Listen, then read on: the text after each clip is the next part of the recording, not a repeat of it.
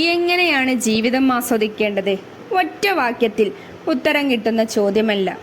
നമ്മുടെ കാഴ്ചപ്പാടിലും മനസ്സിലും വരുത്തുന്ന ചെറിയ വ്യത്യാസങ്ങളിലൂടെ കണ്ടെത്താവുന്നതേയുള്ളൂ.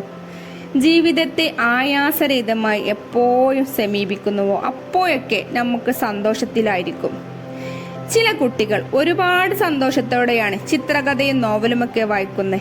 എന്നാൽ പാഠപുസ്തകം എടുക്കുമ്പോഴോ അവരുടെ മനസ്സിൽ മടുപ്പിന്റെ കാർമേഘങ്ങൾ നിറയാൻ തുടങ്ങും. കാര്യങ്ങൾ വായിച്ച് മനസ്സിലാക്കുന്നെന്ന ഒരേ കാര്യമല്ലേ അവർ ചെയ്യുന്നത്. എന്നിട്ടും രണ്ടിടത്തും രണ്ട് രീതിയിലാണ് കാര്യങ്ങളെ കാണുന്നത്. നമ്മുടെ കാര്യത്തിലും ഇത് തന്നെയല്ല അവസ്ഥ. ഓഫീസിൽ മടുപ്പോടെ ജോലി ചെയ്യുന്ന ആള് ഫുട്ബോൾ കളിക്കുമ്പോൾ മറ്റൊന്നും ഓർക്കുന്നില്ല. ആവേശവും ആഹ്ലാദവും മാത്രമേ മനസ്സിലുണ്ടാകൂ. ഓഫീസ് ജോലിയെ അപേക്ഷിച്ച് കളിക്ക് ഉപയോഗിക്കുന്ന ഊർജം എത്രയോ വലുതാണ്. എന്നിട്ടും കളിയോട് മടുപ്പ് തോന്നുന്നില്ല.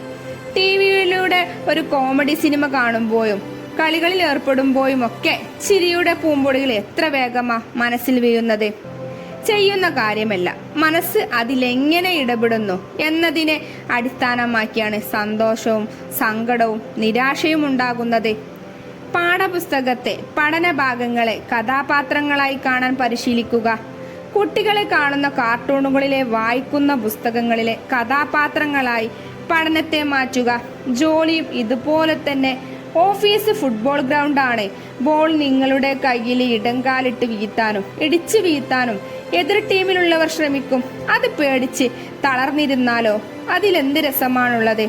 അടുത്ത പോയിന്റുമായി മറ്റൊരു വീഡിയോയിൽ കാണുന്നതുവരെ ബൈ.